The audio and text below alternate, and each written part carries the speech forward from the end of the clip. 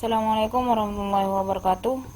Bertemu kembali dengan saya di sini, Qoriatul Hasanah, dalam pelajaran bahasa Indonesia tentunya, dan masih dalam ruang lingkup media guru official juga tentunya. Dalam pertemuan kali ini saya akan membahas tentang teks eksposisi. Nah, apa itu teks eksposisi?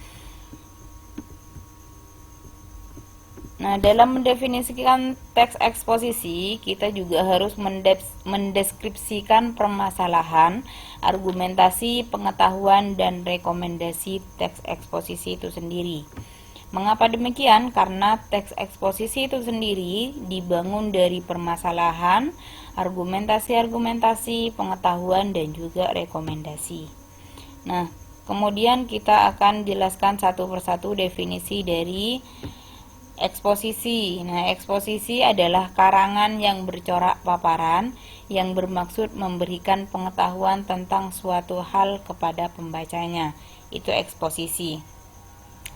Saya berikan contoh di sini ketika ada seseorang yang ingin menceritakan suatu kejadian di suatu tempat.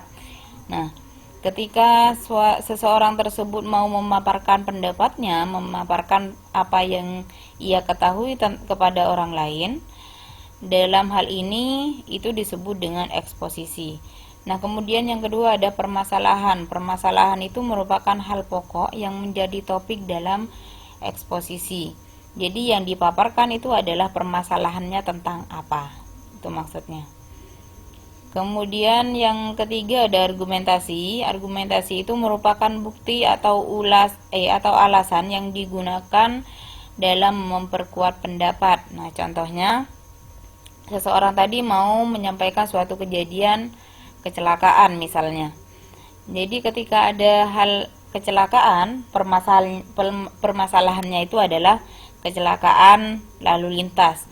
Argumentasi yang dapat diajukan dalam memaparkan cerita tersebut itu bisa berupa foto yang mengalami kecelakaan atau alasan terjadinya seperti apa, atau entah bagaimana, yang penting ada bukti untuk memperkuat pemaparannya tadi.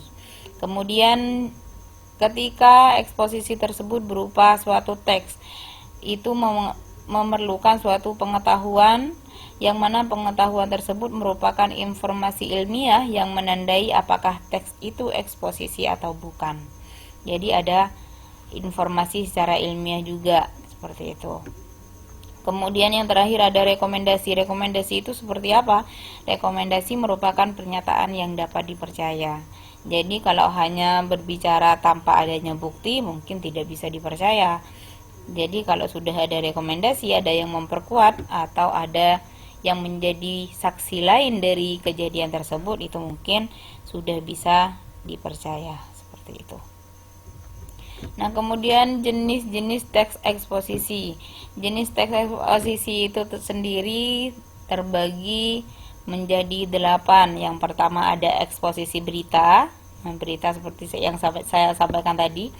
Yang kedua ada eksposisi ilustrasi, ada eksposisi proses, ada eksposisi perbandingan, ada eksposisi pertentangan, ada eksposisi definisi, eksposisi analisis, dan juga eksposisi klasifikasi. Kemudian yang terakhir ada ciri-ciri teks eksposisi.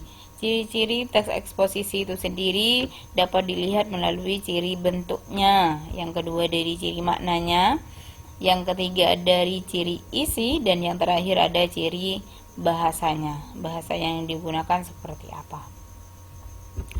Nah, mungkin hanya ini yang bisa saya sampaikan dalam penjelasan teks eksposisi.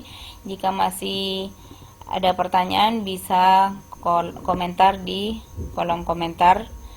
Dan jika masih memerlukan penjelasan yang lebih lengkap dari materi yang saya paparkan tadi, bisa mencari di link yang ada di deskripsi video di bawah ini. Kurang lebihnya mohon maaf. Wassalamualaikum warahmatullahi wabarakatuh.